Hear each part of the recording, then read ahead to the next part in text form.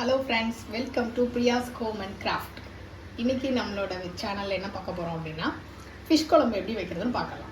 First அதுக்கு தேவையான ingredients என்னென்னு பார்த்துடலாம். இது வெலை மீனும் கொஞ்சம் சங்கராகவும் இருக்குது.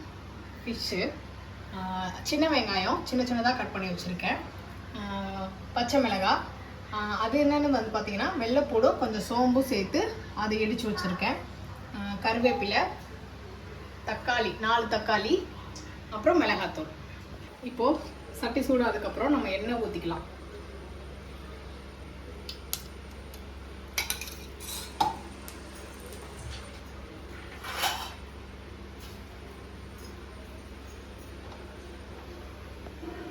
அதுக்கப்புறம் கொஞ்சம் வெந்தயம் ஆட் பண்ணிக்கோங்க.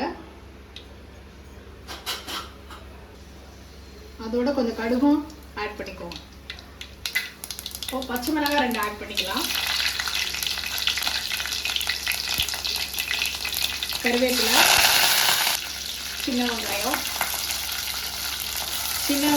கொஞ்சம் ஒரு வெறும் கலரில் வர வரைக்கும் கொஞ்சம் நேரம் வதக்கிக்கலாம். கொஞ்சம் நல்லா வதக்கினதுக்கப்புறம் நம்ம கொஞ்சம் வெள்ளைப்பூடை அரைச்சி வச்சுக்கோம் இல்லையா, அதை ஆட் பண்ணிக்கலாம்.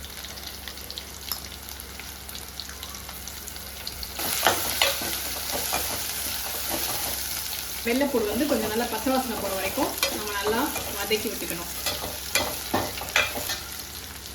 இப்போ நம்ம நறுக்கி வச்சுருக்க 4 வெங்காயம் ஆட் பண்ணிக்கலாம். தக்காளி ஆட் பண்ணிக்கலாம். தேவையான அளவு உப்பு கொஞ்சம் ஆட் பண்ணிக்கலாம். உப்பு போட்டு நம்ம வதக்கும் போது கொஞ்சம் ஃபாஸ்ட்டாகவே வதங்கிடும். இப்போ நம்ம வெங்காய தக்காளி நல்லா வதங்கிடுச்சு. ஒரு 3 மினிட்ஸ் நீங்கள் சிம்மில் வச்சு நல்லா வேக வச்சிடணும். அதுக்கப்புறம் இப்போ நம்ம மசாலா ஆட் பண்ணிக்கலாம். இந்த மசாலா நாங்கள் வீட்டிலையே குழம்பு மசாலா அரைச்சி அந்த தூளே நான் யூஸ் பண்ணிக்கிறேன்.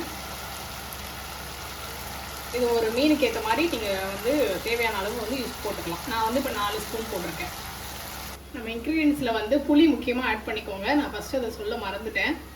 இப்போ நம்ம புளி கரைசல் போட்டுக்கலாம். கொஞ்சம் தண்ணி ஆட் பண்ணிக்கலாம். இன்னும் கொஞ்சம் புளி கரைசல் தண்ணியும் ஊற்றிக்கலாம். இது வரைக்கும் நம்ம கொஞ்சம் நேரம் குழம்பு மூடி வச்சிடலாம். நல்லா கொதிச்சதுக்கப்புறம் நம்ம ஃபிஷ்ஷு ஆட் பண்ணிக்கலாம்.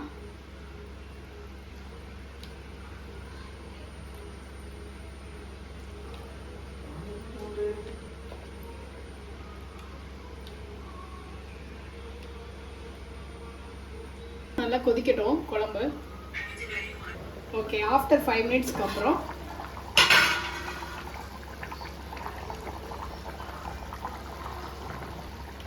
இப்போ நம்மளோட குழம்பு ரெடி சாப்பிட்றதுக்கு.